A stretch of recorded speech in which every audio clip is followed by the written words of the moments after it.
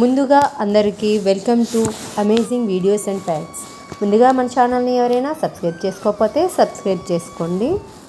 మనం ఆంజనేయ స్వామి కలలో కనిపిస్తే ఏం జరుగుతుంది, ఎలాంటి ఫలితాలు ఉంటాయి అనేవి ఈ వీడియోలో చూద్దాం.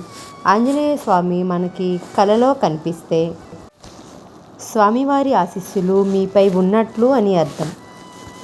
కలలో హనుమంతుడు బాలరూపంలో కనిపిస్తే మీరు ఉద్యోగ బాధ్యతలు స్వీకరిస్తారు అని అర్థం, లేదా పని బాధ్యతలు లభిస్తాయి అని అర్థం. పంచముఖ ఆంజనేయ స్వామి మీకు కలలో కనిపిస్తే మీ కోరికలు నెరవేరుతాయి అని అర్థం. మీరు కలలో హనుమంతుడిని పూజిస్తే గౌరవ మర్యాదలను పొందుతారు. మనకు హనుమంతుడు కలలో కనిపిస్తే చాలా మంచి జరుగుతుంది.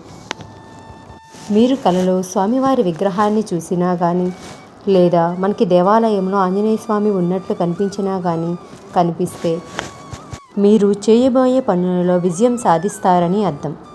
ఎప్పుడైనా కలలో మీకు ఇలా ఆంజనేయ స్వామి ఏ రూపంలో కనిపించినా దండం పెట్టుకొని మీకు కోరికలన్నీ తీర్చమని చెప్పి మీరు దండం పెట్టుకోవాలి.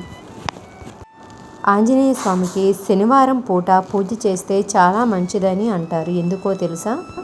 ఒకరోజు శని ఆంజనేయ స్వామిని తన వశపరుచుకోవాలని చూడగా ఆంజనేయ స్వామి శనిని తలకిందులుగా పెట్టి ఎగరవేశాడంట. శని ఆంజనేయ స్వామి భక్తులను ఎప్పుడూ శపించనని, ఏ హాని చెయ్యనని మాట ఇచ్చినప్పుడే మన ఆంజనేయ స్వామి అతనిని వదిలేశారంట. లేకపోతే ఆంజనేయ స్వామి శనీశ్వరుని ఎప్పుడో శిక్షించేవాడంట. ఇలా చాలా ఉన్నాయండి. ఆంజనేయ స్వామి గురించి చెప్పాలంటే మీకు నెక్స్ట్ వీడియోలో మళ్ళీ చెప్తాను.